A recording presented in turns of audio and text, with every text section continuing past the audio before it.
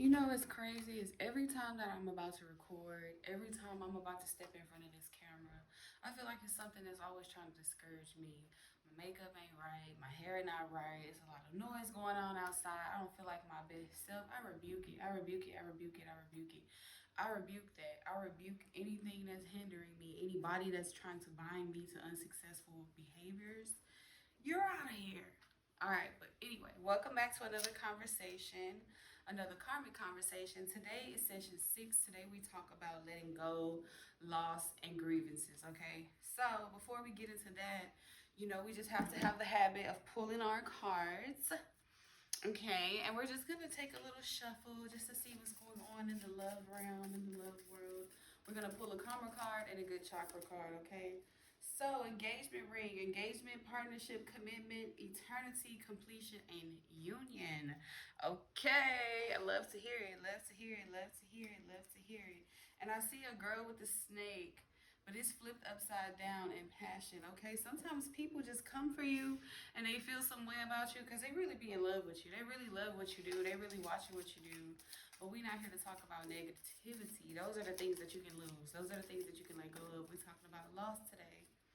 All right, karma card. Bake something for your next door neighbor. I might do that for my neighbor. She's actually a really kind lady. I really like her. She stay out her way. She mind her business. She go to school. She work, and that's that on that. Okay, and then collect non-perishable foods from your friends and coworkers and donate to a local charity. Now that was just in the chakra deck, so maybe. All right. Yes. Third chakra, solar plexus, personal power. Can we read it? Can we get into it? We're here to heal, aren't we? All right, I choose to be myself and to express my truth. I have a positive influence on the people and the situations around me. I allow my integrity and confidence to shine, which instills more confidence and belief in myself and then encourages others to have natural confidence in me. I do not allow my personal power to become egotistical, manipulative, or exploitive. And that's something that I always try to tell myself is that when you get in front of this camera, you are not God. You do not know everything. You do not make it rain. You do not make the sun shine. You are just a person, okay? I'm just a vessel being used to enlighten and spread the love and energy that was given to me for me to heal and do what we call our shadow work. Okay. Got the handy dandy notebook. Okay, so we're gonna get right into session 6, letting go. So first, let's start with the terminology for the word loss. What is a loss? What are you really losing? Okay, so loss is a state of feeling grief when deprived of something or someone of value. All right, that's what it feels when you lose something. I lost my keys. I lost my job. I lost my marriage. I lost my friend. All right, so let's start off with the loss of a job. Now, let me just give y'all just a brief, So my last day of work was supposed to be December 15th. All right, I put my 2 weeks notice in for that. Sometimes you just don't understand that the things that you hold on to are significant to the reason that other things around you crumble. Now, what I mean when I say that is this job in particular that I had was eating my life up. When they say no work life balance, this was the real deal, Holyfield, okay? 12-hour weekends, 10-hour shifts throughout the week. 1 week we up, 1 week we down, meaning 1 week we open, 1 week we close. Can you imagine what I was not able to do while I held on to that job because the pay was decent? So I didn't want to lose that job. I didn't want to lose the income. I didn't want to lose the stability. I didn't want to lose the cushion. So in return, I lost other things. I stopped being able to focus on my business. I kind of stopped being able to focus on my parenting. I withdrew from my family and my friends. I withdrew from my relationship because there was so much loss that I was taking. I couldn't really get to the source in my mind right away at first. What was domino effect and what was causing this chain reaction of loss after loss after loss after loss. It was the energy of going to that place. It was the fact that I had no business being there in that environment. I met good people. I met great people. They used to call that job the trap, and it was a trap for a reason because the money is definitely going to keep you there. All right. However, this was a Sunday. Okay, that Saturday I didn't go to work. That Saturday I did not go to work. That Sunday I woke up and I just, in my spirit, I was like, I'm going to call in. I don't want to go to work. I'm going to call in. Something just kept saying to me, try, just go. That was my mind, right? But my spirit and my intuition knew we was done. It was really over with. I wasn't going to make it to the 15th. However, I tried and I went. That whole day, everything to me just kept going wrong. Now, one thing I regret was letting my anger get the best of me. I ended up exchanging words with management and I just decided to leave. I talked to my boyfriend later that day and he was happy for me. He was happy for me. He was like, "Did you tell them that your man got 2 jobs? Like, good for you, proud for you." And slowly I started to feel everything come back to me, my life, my peace, my ideas, they started moving again. I started to feel creative again. So it's been 1 week since I haven't been working at that job. And for a lot of people, they would see it as, you lost this, you lost your job. I didn't lose anything. They lost me. Okay? I gained so much in hindsight. So when we talk about losing a job, like, yes, you want to take it personal. You want to think about the fact that you may not have income coming in. There are resources that can help you. I know I'm not going to do it because I don't want to put myself in that energy of needing. All right, I have what I need right now. I have what I want right now. So it's no need for me to go the extra mile. I'm just going to let energy bring to me the things that God has in store for me, the universe has in store for me. That does not mean that without work comes reward. Okay, I'm still applying myself. I'm still putting things out there. I'm still using energy to manifest. I'm still using actual labor to manifest. But we think about losing jobs. Sorry, y'all, I'm sick. We think about losing jobs. We just think about you just losing that job. We live in the corporate world. All right, there's so many jobs that you can get. We live in a corporate world, and it may not be a job you want, but sometimes it's the job that you need. I didn't want to be at that job. I never had any intentions of going back, but somehow I ended up back there. And it gave me a little bit more refinement because prior to that, the job that I had was a really good job that I was not prepared for. There were a lot of ways about myself that I wasn't ready to let go, especially punctuality. I could not be on time. And even with this job, I could not be on time. However, I was such a good worker, they were not going to fire me. The thing about it was there was a new manager. This is the manager that I went off on that helped me. She guided me out that door. Whether she knows it or not, ooh, it was burning her spirit just to see me, be around me, and know that in so many ways I was untouchable, I guess. She wanted to, baby, she wrote me up like 3 times for attendance since she had been there, for attendance points that I had months and months before she got there. She was just like, "Well, it's just catching up to you because I'm adding it up." Girl, you want me out the door. You want me out the door, but only God and only myself can push me out that door. And only I can create this loss when it was time for me, because whatever I needed to learn in that moment, in that position, in that job, in that energy, in that space, it was meant for me to learn right then and there. So I took a lot from that job.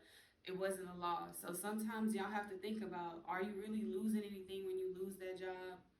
What are you losing? A headache, anxiety, worry? Because every time I pulled up to that job, right before I got there, there is a light right there on MLK in Belford that every time I got to that light, I felt sick to my stomach because my body knew I did not belong there.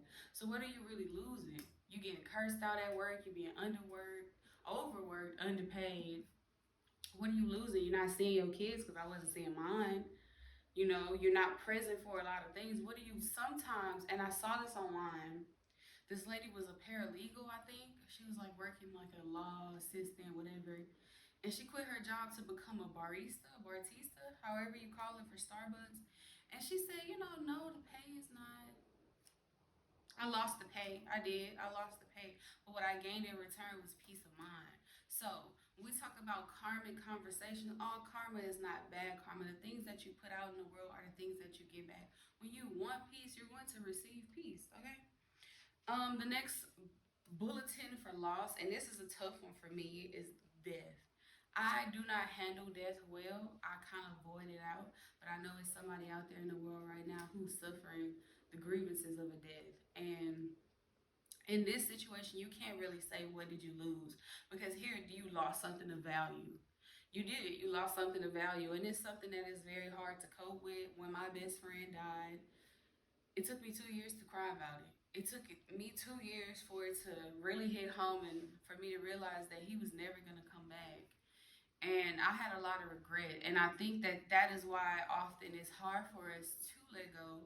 And it's hard for us to get out of the state of loss when we lose somebody close to us, is because usually there's a lot of regret and a lot of grievance behind it of maybe I should have spent more time. Maybe I should have showed up more. Maybe I should have answered that last phone call.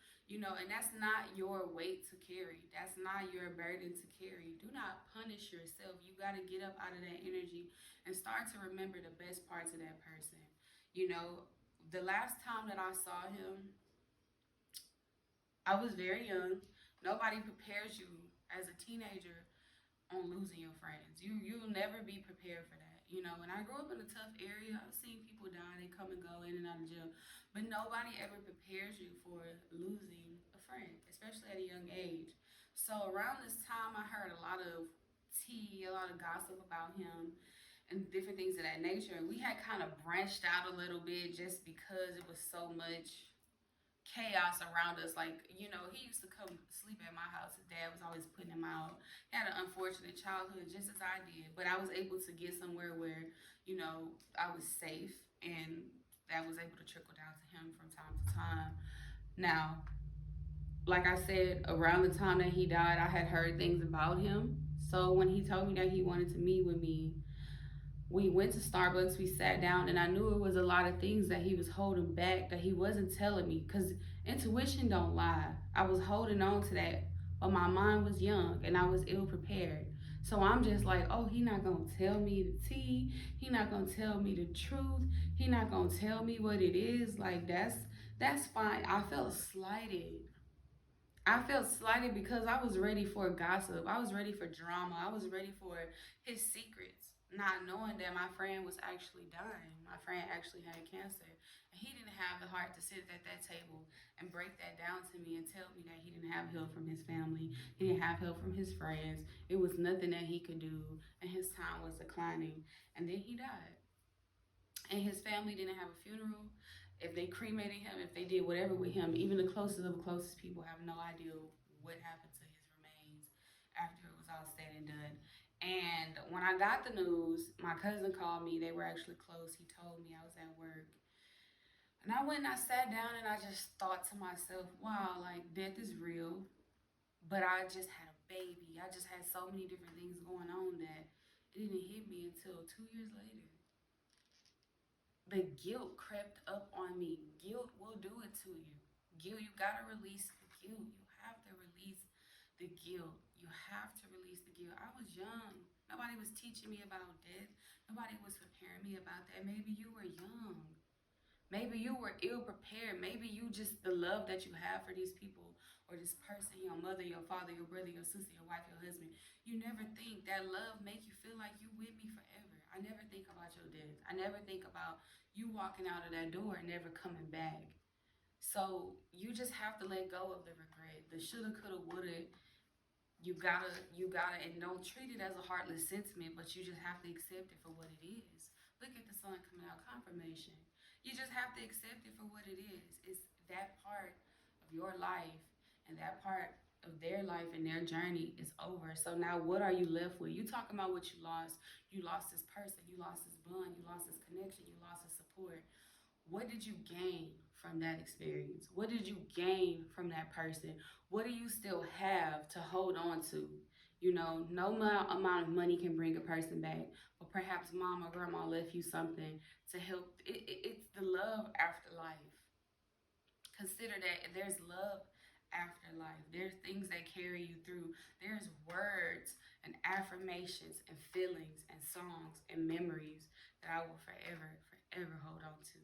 To the point where if I see a red cardinal anywhere in the sky, I'm gonna call it Charlie. Hey, Charlie. He even brought one to my door. Another. I was like, "Is this your girlfriend?" You have to find the reasons to remember and celebrate. The grief and regret, they do go hand in hand. But what did you lose? Was that person suffering? Was it time for them to go? How were they living their lives? Was it best that they exited this way? And in your mind, you're gonna say no. No, it wasn't best that they exited that way. I need them. But what were they going through? Don't be selfish about it. Because we can be very possessive and selfish, and love is not for keeping. It's not for keeping. Love is all free.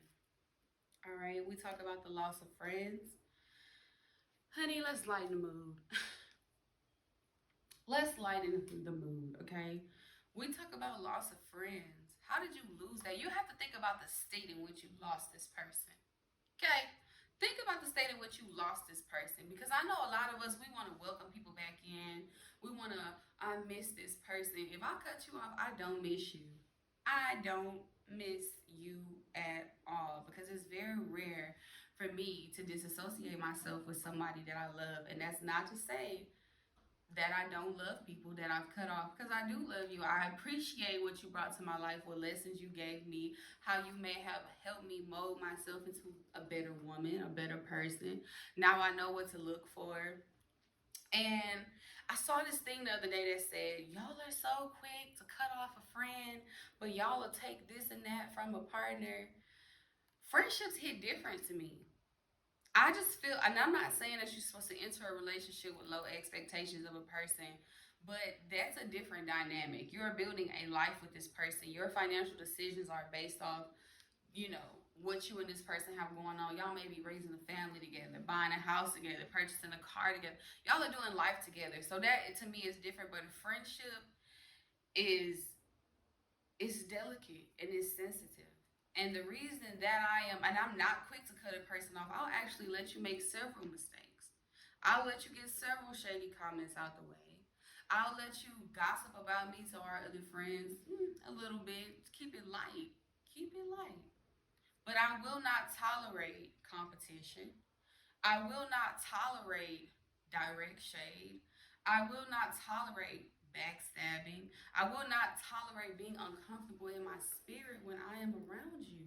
No, I will not. And the reason that I will not is because I have friends that I have been friends with for 10, I have a friend, I have been a friend with this girl for 15 years. 15 years, we have never argued. We have never fell off. We have never talked down on each other. It has never been a moment where gossip, and we got some messy people around us. It has never, ever, ever, ever been a moment where I have heard this girl say anything about me. Ever. If I call her, right, I could get off this camera right now and call her and tell her I need her. She's going to show up. I have a friend that I met. I met her at the Gardens of Bel Air. This was right after I had my daughter. My daughter's 10, right? All I did was give this girl a ride back and forth to work because, shit, if I can do it, I'm going to do it. I wasn't even, in my mind at that time, it wasn't even God's work. It wasn't anything like that. It was just the ability to be able to do it. We live close to each other. Why not? You need a ride to work. I would want somebody to do that for me. Do you know how impactful that was, to the point where this girl, to this day, will do anything for me? All she has to hear is that something's not going right in my life, and she's going to create space for me to be an aid to whatever I need. And that's not to say I won't do the same thing for her. I love that girl deep. Okay? So when you lose a friend, what are you really losing? I had a friend, quote unquote, who thought they could beat me better than I could beat me. If I did something, they felt like they had to do it times 10. If I said I was about to get on camera and record and do some tarot, they felt the need to call. If I said I want to get with a man and I want to do this and that, they wanted to do it too. That's competitive friendship, and I don't want it. You understand? So when you lose a friend, you have to think to yourself, how did you lose them? At what point did you lose them? At what way did you cut them off? Physically fighting? No. The minute that you have to put your hands on a friend, cut it off. What are you losing? What are you losing? Are you losing? You're losing detachment. You get detached. You're losing attachment. Get detached. What are you losing? Somebody that you can't talk to, somebody you cannot be honest with, somebody that makes your spirit uncomfortable. Friends need to pray for you. Are your friends praying for you? It's more than financial. It's more than going out clubbing. It's more than gossiping. It's more than friends giving. What are they giving to your life? If it's a loss, what did you lose when they left? That's the question that you need to be asking yourself right now. Let's just take a moment. You don't have this friend anymore. Y'all don't talk. They gone. What did you lose? Somebody to gossip with? A listening ear that was also a running mouth? Competition? Shade? Drama? Because the friends that keep drama in your life, you don't want them around anyway. Trauma bonding? What are you losing? I'm not hearing what you lost. Because it seems like you here right now, life might just be getting a little better since you let them go, you know what I'm saying? And lost hope. That's our last bulletin. Lost hope. That's the one thing we can't lose. People always talk about their God. I don't care who you pray to. I don't care about your religion. You know, people always, who? What religion? No, forget that. I don't care who you pray to. What do they teach you? What does your God, what is your religion, what does your spirituality teach you? And I feel like if you study religion to any capacity, if you got spiritual inside yourself at any capacity, then you know hope. Matter of fact, and it's so crazy because when I got up this morning, the first Bible verse said, and then there were three things: faith, love, and hope. Love being the most important. But losing hope, that's crazy. That's crazy. That's crazy. Look at yourself. Get in the mirror. Get with yourself. Get in your surroundings. Look around your house. Look at your children. Look in your bank account. Look at your car. Even if that bank account is empty, it's a reason that it's not in the negatives. And if it is in the negatives, God made a way. Your God made a way.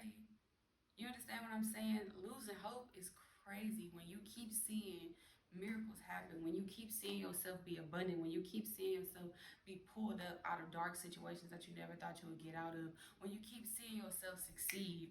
All I hear from myself anytime I start to feel down is, this girl don't miss, and I don't. And I don't.